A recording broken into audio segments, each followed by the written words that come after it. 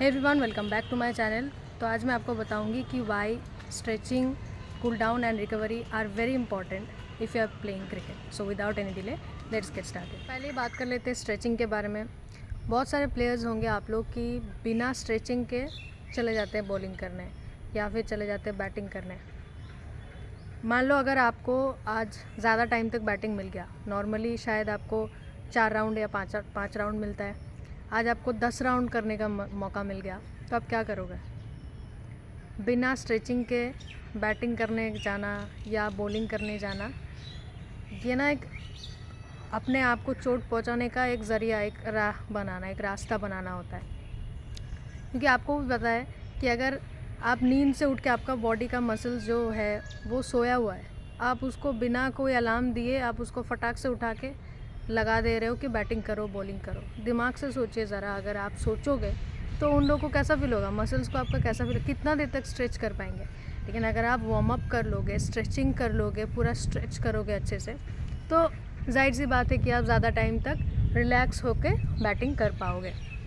ज़रूरी नहीं कि बैटिंग के पहले आप कार्डियो कर लो, दौड़ के भाग के आ जाओ, ये सब ज़रूरी नहीं है। थोड़ा 1-2 राउंड आपने मार लिया, स्ट्रेचिंग कर ली और उसके बाद वार्म अप हो गया बॉडी, उसके बाद देखना आपका जो बैटिंग होगा, बॉलिंग होगा, वो और ज़्यादा, वो उसका जो लेवल है वो बढ़ जाएगा, वो अच्छा रहेगा। तो स्ट्रेचिंग बहुत इंपॉर्टेंट है। बैटिंग हो गया, बॉलिंग हो गया, स्ट्रेचिंग आप करोगे तो बैटिंग बॉलिंग दोनों आपका अच्छा हो जाएगा। इसके बाद आते हैं कूल डाउन पे। ख़त्म हो गया आपका प्रैक्टिस, आपने बैग उठाया और आप चल दिए। आपको पता है ये कितना ज़्यादा हानिकारक है आपके मसल्स के लिए, कितना ज़्यादा आपको बाद में जाके वो प्रॉब्लम दे सकता है। सिर्फ मसल्स में नहीं, आप अगर अच्छे से कूल डाउन नहीं करोगे तो आपको कल को जाके जो भी वेदर है वो ठंड पकड़ सकता है, आपको बुखार भी हो सकता है। तो कभी भी चांस मत लो, ऑलवेज़ कूल डाउन, ठीक है? कूल डाउन करो जब भी मतलब आपको अगर 7-10 मिनट भी मिल रहा है ना, तो भी आप कूल डाउन के 2-3 एक्सरसाइज तो सीखो ही सीखो, उसको अच्छे से करो, फिर घर वापस आओ। और रिकवरी के टाइम आप क्या कर सकते हो, ये तो रहा कूल डाउन। और कूल डाउन मैं और एक चीज़ बताना चाहती हूँ, कूल डाउन इसीलिए भी ज़रूरी है कि आपके जो आपने मान लो बैटिंग किया, फील्डिंग किया, बहुत सारी चीज़ें की, उसके बाद आप बिना कूल डाउन किए मसल्स को वैसे ही छोड़ के आप आ जाते हो क्या आप कभी कोई काम करके वैसे ही रख के उसको आ जाते हो? नहीं ना। तो ये तो आपका बॉडी का पार्ट है, बॉडी का हिस्सा है।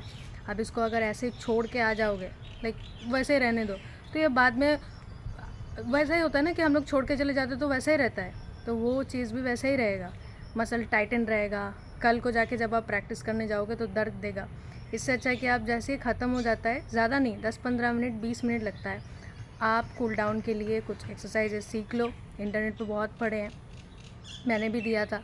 तो कूल डाउन के एक्सरसाइजेस सीख लो और आराम से कूल डाउन करो 10-15 मिनट। दोस्तों के साथ बात करते करते भी कर सकते हो, करके फिर आप घर वापस आओ। अब आता है रिकवरी पे। अब रिकवरी के लिए आप क्या कर सकते हो ना, जब आपका बहुत ज़्यादा आप प्रैक्टिस कर चुके हो तो रिकवरी ज़रूरी होता है। कभी कभार ऐसा भी बोला जाता है कि अगर आपने बहुत ज़्यादा प्रैक्टिस किया, मैचेस खेले, तो रेस्ट डे बनता है। आपने देखा भी होगा कि इंटरनेशनल प्लेयर्स भी जो है वो रेस्ट डे लेते हैं, क्योंकि दैट इज़ इम्पॉर्टेंट। आपका बॉडी कोई मशीन नहीं कि आप जब चलाओगे चलेगा, ये बॉडी है, इसमें जान है, तो आपको रेस्ट देना पड़ेगा। कंप्यूटर को भी तो हम बंद ही रखते हैं, वरना वो गर्म हो जाता है। सेम वे आपको रिकवरी, कूल डाउन, ये सारी चीज़ें इंपॉर्टेंट है। तो रिकवरी के लिए क्या सबसे ज़्यादा जो अच्छा है वो है पानी पियो। जितना ज़्यादा पानी पियोगे उतना ज़्यादा अपने आप जो मसल्स है, आपका जो मसल्स है वो अच्छे से रिलैक्स हो पाएगा। तो अगर आप पानी पीते हो आराम से, और उसके साथ जो आराम करना, लाइक सोना, ज़्यादा से ज़्यादा डीप स्लीप लेना, डीप नींद में जाना, ये एक दूसरा हो गया।